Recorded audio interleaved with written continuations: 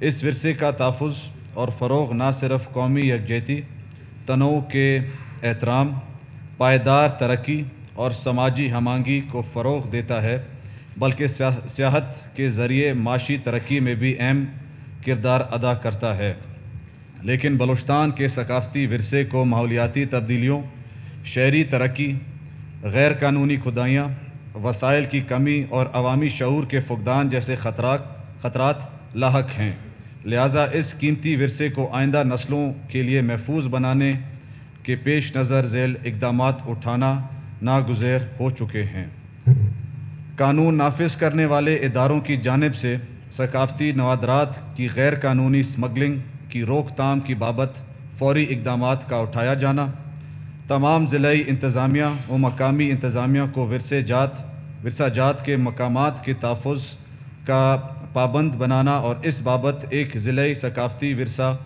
Committee کا قیام جس میں مقامی کمیونٹی، ثقافتی نمائندے، ضلعی انتظامیہ، ماہرین تعلیم، سول سوسائٹی کے ارکان شامل ہوں۔ تاریخی یادگاروں اور آثار قدیمہ کے مقامات کے تحفظ کے لیے حکمت عملی اختیار کرنا، شہری ترقی، صنعتی سرگرمیوں اور سیاحت کے ثقافتی ورثے پر اثرات کی نگرانی اور انتظام کرنا، آثار قدیمہ اور تاریخی مقامات کے تحفظ کے لیے سخت قوانین کا نفاذ کرنا، ورثہ جات کی غیر مجاز کھدائی یا نوادرات کی اسمگلنگ پر سخت سزائیں عائد کرنا، تاریخی عمارات کی مرمت و بحالی اور ان کے تحفظ کے لیے واضح طریقہ کار مرتب کرنا، مقامی کمیونٹیز اور ثقافتی گروہوں کو غیر مادی ثقافتی ورثے جیسے موسیقی، رقص، زبان اور زبانی روایات کے تحفظ کے لیے مالی امداد اور معاونات فراہم کرنا، مقامی ہنرمندوں اور کاریگروں جیسے بنائی، کمہار گری اور کشید کاری کے لیے تربیتی پروگرامز تشکیل دینا، بلوچستان کی منفرد روایات کو اجاگر کرنے کے لیے ثقافتی میلوں کا انعقاد کرنا، نوجوان نسل